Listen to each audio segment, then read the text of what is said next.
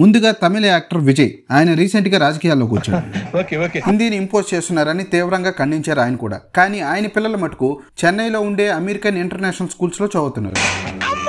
ఇక్కడ American education system లో schooling జరుగుతుంది. దీంట్లో ఖచ్చితంగా ఫ్రెంచ్, స్పానిష్ నేర్చుకోవాలి. ఇక్కడ ఫ్రెంచ్, స్పానిష్ చెప్తారు. 3rd క్లాస్ నుండి 5th క్లాస్ వరకు ఫ్రెంచ్, స్పానిష్ నేర్చుకొని ఆ తర్వాత ఆ రెండిట్లో ఒక లాంగ్వేజ్ ఖచ్చితంగా నేర్చుకోవాలి.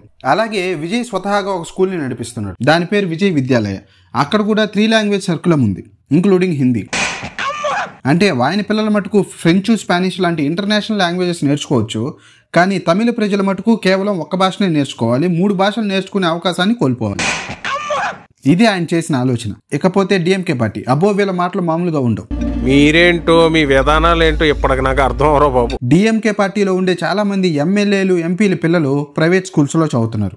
చాలా ప్రైవేట్ స్కూల్స్ లో ఈ 3 లాంగ్వేజ్ సర్కులమే ఉంది, including Hindi. Central government national education పాలసీని 2020లో తీసుకొచ్చింది. దీని ప్రకారం ప్రతి విద్యార్థి 3 లాంగ్వేజ్లను చూస్ చేసుకుంటాడు. 1 వాళ్ళ మాతృభాష, 2 ఇంగ్లీష్, 3 భారతదేశంలోని మరి ఇతర ఈ భాష ఏదైనా. కేవలం హిందీ మాత్రమే కాదు. ఈ పాలసీలో ఉండేది ఏంటంటే ఫస్ట్ వాళ్ళ mother tongue, 2nd English, 3rd ఇండియాలోని ఏ ఇతర లాంగ్వేజ్ అయినా. నువ్వు హిందీ మాత్రమే నేర్చుకోవాల్సిన అవసరం లేదు. ఇప్పుడు తమిళనాడు విద్యార్థి 3rd లాంగ్వేజ్గా తెలుగుని చూస్ చేసుకోవచ్చు, కన్నడని చూస్ చేసుకోవచ్చు, మలయాళం చూస్ చేసుకోవచ్చు, రాజస్థానీ కూడా చూస్ చేసుకోవచ్చు. కానీ వీళ్ళు మటుకు హిందీని మా మీద ఇంపోజ్ చేస్తున్నారని గొడవ చేస్తారు. వీళ్ళంటే కేవలం డిఎంకే పార్టీ. హిందీని ఒకప్పుడు వాళ్ళ మీద రుద్దారు, అది నిజం. 1930 ఆ టైంలో బ్రిటిష్ వాళ్ళు వాళ్ళ మీద హిందీని ఇంపోజ్ చేశారు. తర్వాత వచ్చిన కాంగ్రెస్ గవర్నమెంట్ వాళ్ళ మీద హిందీ ఇంపోజ్ చేసింది. కానీ నేషనల్ ఎడ్యుకేషన్ పాలసీ 2020లో ఖచ్చితంగా హిందీ నేర్చుకోవాలని లేదు. 3rd లాంగ్వేజ్గా అతను ఏది చూస్ చేసుకోవాలన్నది విద్యార్థి ఇష్టం. ఉదయనిధి స్టాలిన్ చదివింది లోయలా కాలేజ్. అది 3 లాంగ్వేజ్ సర్కులంని పాటిస్తుంది.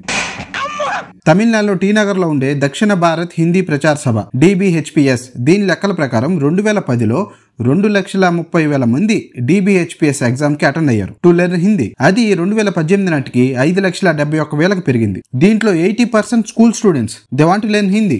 ఇక్కడ క్లియర్ గా అర్థమవుతుంది, స్టూడెంట్స్ వేరే లాంగ్వేజ్ ని నేర్చుకోవాలనుకుంటున్నారు వాళ్ళ భాషతో పాటు. కానీ వీళ్ళ రాజకీయాల కోసం ఏ కాలంలో కూడా 3 లాంగ్వేజ్లు ఏంటి అంటున్నారు. తెలుగు ప్రజలు 4 దశాబ్దాల నుంచి హిందీ నేర్చుకుంటున్నారు. ఇప్పటికీ పిల్లలు హిందీ చదువుతున్నారు తెలంగాణ, ఆంధ్రప్రదేశ్ లో. వీళ్ళ సంస్కృతి సాంప్రదాయాలను కోల్పోలేదే. ఈ క్లిప్స్ చూడండి.